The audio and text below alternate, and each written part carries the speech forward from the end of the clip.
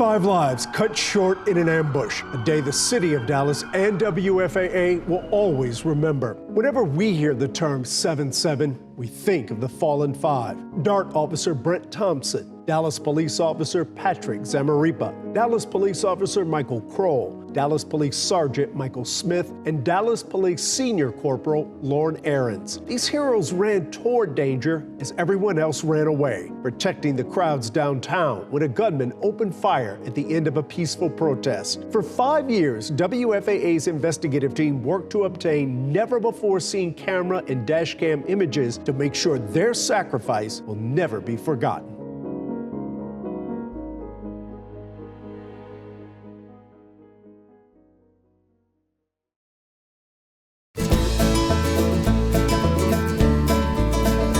Where the West begins. First opened back in 1876, the Fort Worth Stockyards celebrate the city's long history in the cattle industry. For more than half a century, this was a bustling center of commerce and industry for Fort Worth.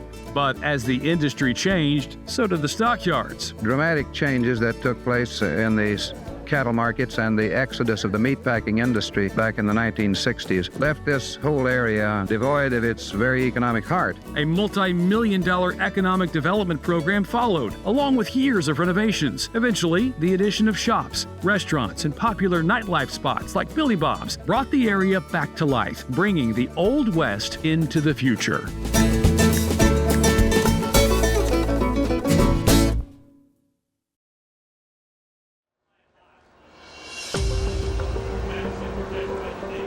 This 2009 class of rookies would be the first to play at Jerry World, but they started their NFL careers at a May minicamp inside the bubble at Valley Ranch. WFAA photojournalist Arnold Payne was covering practice from a location the Cowboys had never let videographers use before. That may have saved our lives or a serious injury because the building ended up falling directly in the path of where we would have been standing. He kept rolling as the bubble yielded to the wind. Players and coaches scrambled to count heads and help those trapped under the torn tarp. A scout was paralyzed from the waist down, and an assistant coach broke his neck. Get out of there, fellas, come on! But no one died. Stunning, given the scope of the destruction and the severity of the weather. May 2nd, 2009 was a day that I'll never forget. It remains the worst day in Cowboys history and among the most frightening in WFAA's 75 years.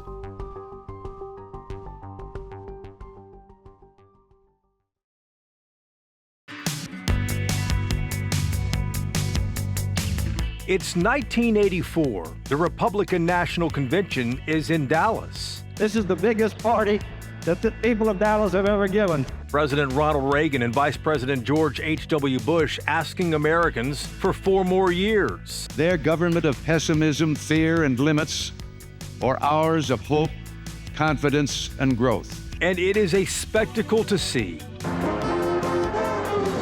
Olympians, vendors, even Russians requesting special permission just to be on Texas soil. We are not indifferent to what's going on in American political life. Like any major political event, we did see opposition and a lot of it. Many Republican women will go to the ballot booths on November 6th and secretly pull the lever for the Democratic side. But that doesn't stop the GOP from its core mission that year. We have to talk about the future and how bright it can be with a Republican president and vice president. With the world watching Dallas that week, WFAA was there. I declare the 33rd National Convention of the Republican Party is now adjourned, sine die. And has been for 75 years.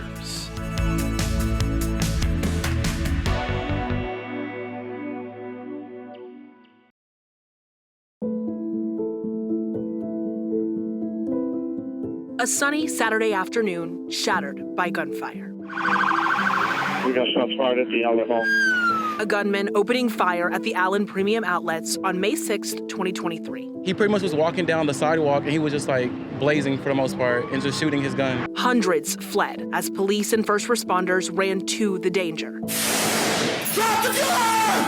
I got him down! One confronting and bringing the rampage to an end. 8 innocent lives lost that day, the youngest just 3 years old. Today, a permanent memorial honors the victims with a simple message: always remembered.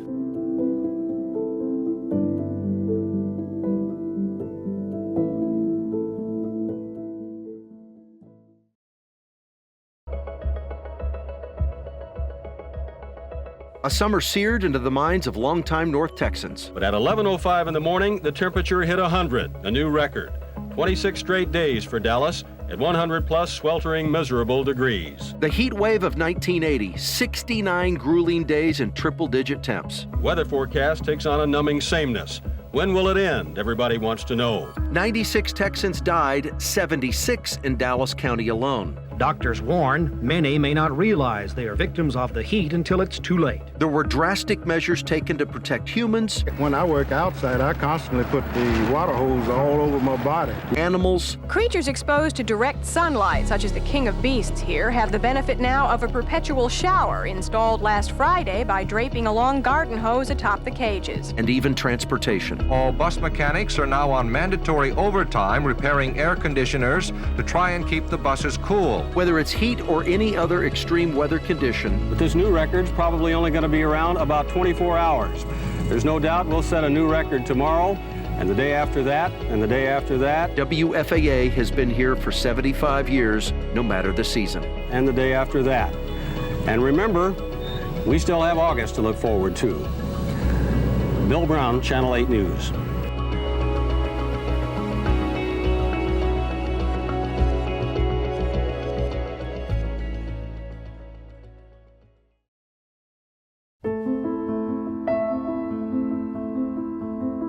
One of Texas's greatest traditions. The first Aggie Bonfire goes all the way back to 1909. Suddenly turning into one of its greatest tragedies. On the morning of November 18, 1999, the Texas A&M Bonfire collapsed. 12 Aggies died. Basically just grabbed the logs in front of me and just held on. 27 others injured, and the on-campus tradition ended. This is a tragedy that no one had any idea was coming.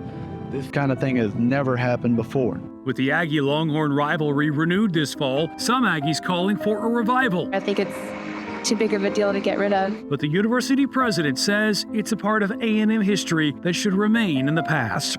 Today, a memorial sits on campus honoring the victims of that tragedy that will forever be a part of Texas history.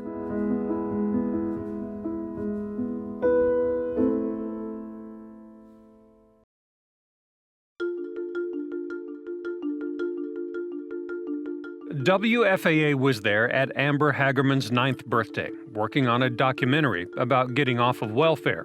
3 months later, in January 1996, Amber was riding her pink bicycle when someone snatched her. Just Amber, if I want you back home, I want you here with Mommy. The Arlington girl's body discovered 4 miles away 4 days later. Amber's legacy, however, lives on through the creation of the Amber Alert, an instant call to action in cases of missing children. The Amber Alert, I'm very, very proud of it because it is help saving our children's lives. And it is. The Amber Alert now used in all 50 states and 27 other countries. As of December 31st, 2023, at least 1,200 children have been recovered due to Amber Alerts. As for Amber, her killer remains at large. I'm not going to give up on her. Never.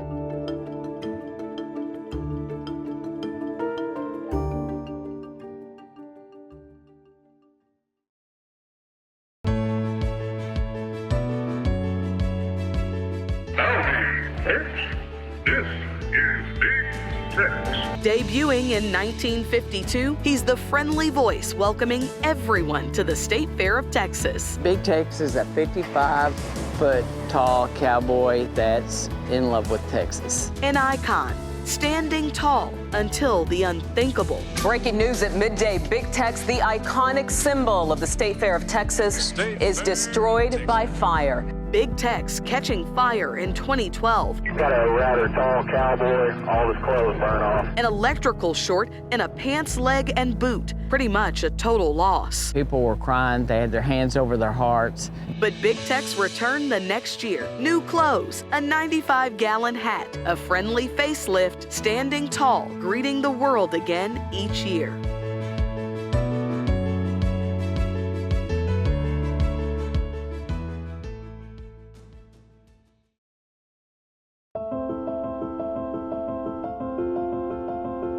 Rewind to 1987. A child's game turns into a marathon rescue effort. Baby Jessica tumbled into a well in her aunt's backyard in Midland. Her mother and the world watched. On behalf of our entire family, I would like to thank all the help we've received.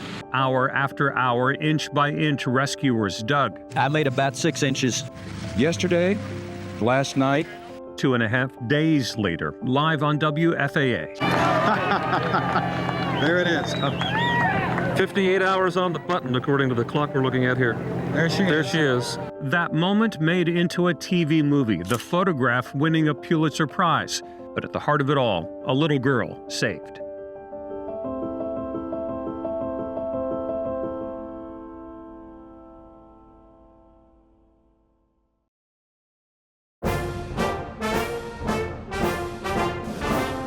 A favorite son coming home. In 2013, 5 presidents and 5 first ladies gathered at SMU to dedicate the George W. Bush Presidential Center. This is the first time in American history that parents have seen their son's presidential library. Mother, I promise to keep my area clean. George W. Bush, the child of a president, making his own name in business before serving as Texas governor. I will be your governor because my mission is to include, not exclude, to unify, not to divide.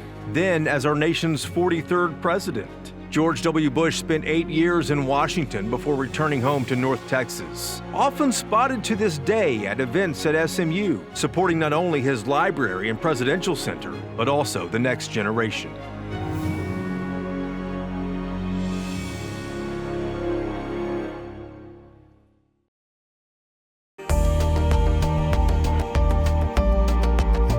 For more than 40 years, WFAA has been committed to raising adoption awareness through our weekly Wednesday's Child series. It's an infectious grin, and once you meet Jason, you'll want to join in and enjoy life with him. The late John Criswell helped to launch the segments in 1980 before Gloria Campos took over in 1990 for the next 20 years. Children of all ages enjoy a soft, furry friend to cuddle. For the last 13 years, I've continued the mission to help abused and neglected children find a forever family. While sadly, not all the children we feature find a home, there are some who do. After 9 years in foster care, Malik is now 15 years old and has a father he loves. In 2022, WFAA earned the National Association of Broadcasters Service to America Award in large part for our Wednesday's Child reports. WFAA's ongoing dedication to helping the most vulnerable children have a chance at finding a loving family remains unwavering.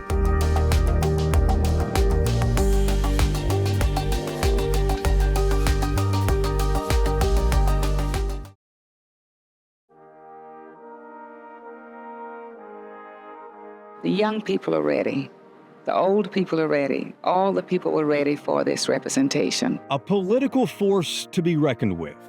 Bernice Johnson was a quiet but bold leader. Humble beginnings in Waco would eventually lead her to nursing school, kickstarting a prominent career. But Johnson took her leadership skills to the state legislature, the first black woman ever to be elected to public office in the city of Dallas. After serving in Austin, EBJ moved on to Congress in 1992. I came this morning to speak about health care, but I found after listening that something is much more urgent. During her time in Washington, the Congresswoman got the federal government to invest in North Texas, with a special focus on DART, one of the reasons the transit agency renamed Dallas's Union Station in her honor. After 3 decades, though, in Congress, Johnson retired last year. I'm proud of what I've done because there's no Texan in the history of this state who has brought more home. The political trailblazer passed away at 89, leaving behind a legacy in North Texas that will be difficult to match.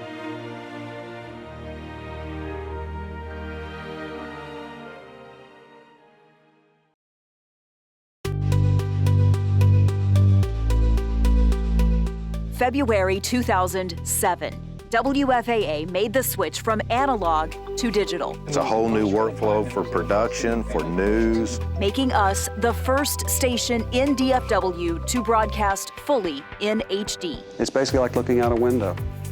It's a very clear picture, and it's like the people are right in front of you. It took a brand new control room. Our engineers and production staff have been working for 6 months learning how to produce an entire newscast in the 16:9 crystal clear format. And lots of work behind the scenes, but every bit worth it to share stories that are clear, bold, and high quality. The first high-definition local broadcast. Something North Texas deserves, and something we've strived hard to accomplish for 75 years.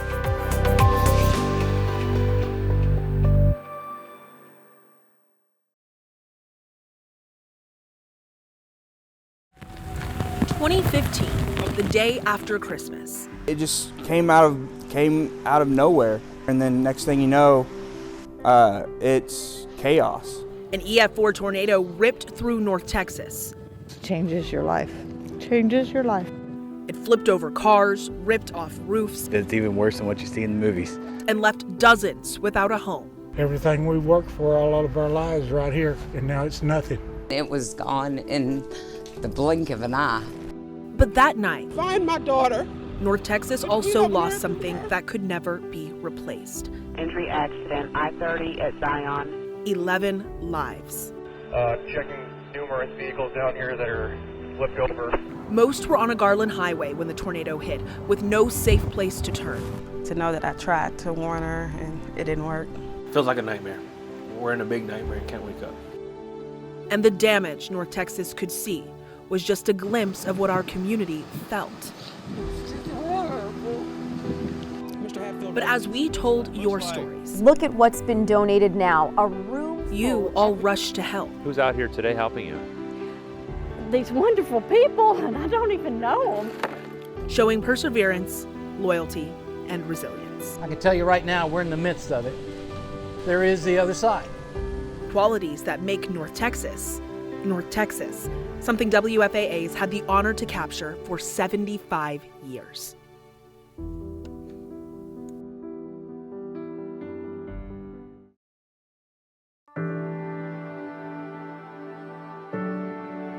An agent of change. People have been taught to hate. And if people have been taught to hate, they can be taught to love. And all it took was one step. Just because I was near my 90s didn't mean I had to wait, sitting and rocking for the Lord to come and get me. I decided he was really going to have to catch me. Opal Lee's lifelong effort toward equality goes beyond North Texas. It's not a white thing. It's not a black thing. It's an American thing. Walking cross-country to make Juneteenth a federal holiday. She's made it her mission to see that this day came. And getting the vision for a national Juneteenth museum off the ground. I want it here, and we worked extremely hard to get it here. 3 decades as a Fort Worth teacher and counselor, but the lessons are far from over. I'd scream it from the housetops that unity is freedom. Closing the gap on food insecurity. Look at this beauty. Continuing her walk for freedom. Because not only does she talk the talk, but she walks. She walks the walk. And overcoming obstacles to create a brighter future for others. If we don't help each other, what good is living? And WFAA will continue to be there every step of the way.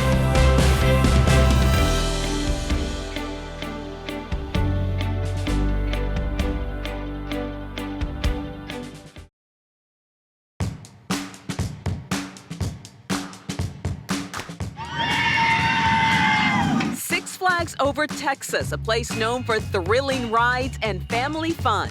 It started as just an idea from UT Arlington graduate Angus G. Wynn Jr. nearly 65 years ago. 105 acres and $10 million later, his idea became reality. Crews broke ground in Arlington in 1960, opening doors to thousands the next year. Calling it Six Flags to symbolize each flag that's flown over the Lone Star State.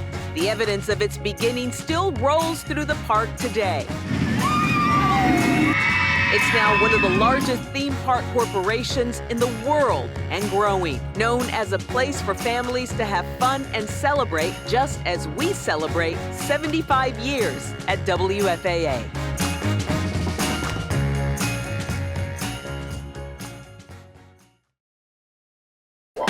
Time keeps on slipping, slipping, slipping into the future. January 1974. Well, there it is. The beginnings of the first real terminal building. Years of construction paid off. While the planes continue to fly, the moving trucks continue to roll. And it was the rush to move equipment and roll out the red carpet. You got an hour and 28 minutes. Are you going to make it? Yes, sir. Before wheels touched down for the first time. But isn't it the damnedest thing you ever saw in your life? At DFW International Airport. The American Airlines plane traveled from New York to DFW with plenty of passengers on board. I just hope we make it in, that's all. And now, 50 years later, the airport continues to reach new heights. We want to be the busiest airport in the world. And as you can see, we're building the foundation to do that. While staying grounded in tradition, much like WFAA. And we're glad we've been there for every part of the ride. I want to fly like an eagle to the sea. Fly like an eagle, let my spirit carry me.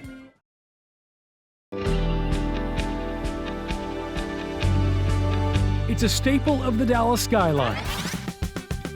Even as balloons were being released, lines were forming at the tower. Everyone wanted to be the first to ride the glass elevators to the top. Reunion Tower, completed February 2nd, 1978. It stands 470 feet above the city, offering panoramic views. The restaurant and cocktail areas revolve to spin you from views of downtown to Oak Cliff to the Trinity River. An icon, colorful, it stands as the backdrop to big public events and small private moments. This is where we average 2 proposals a day. Helping us celebrate, remember, and reflect.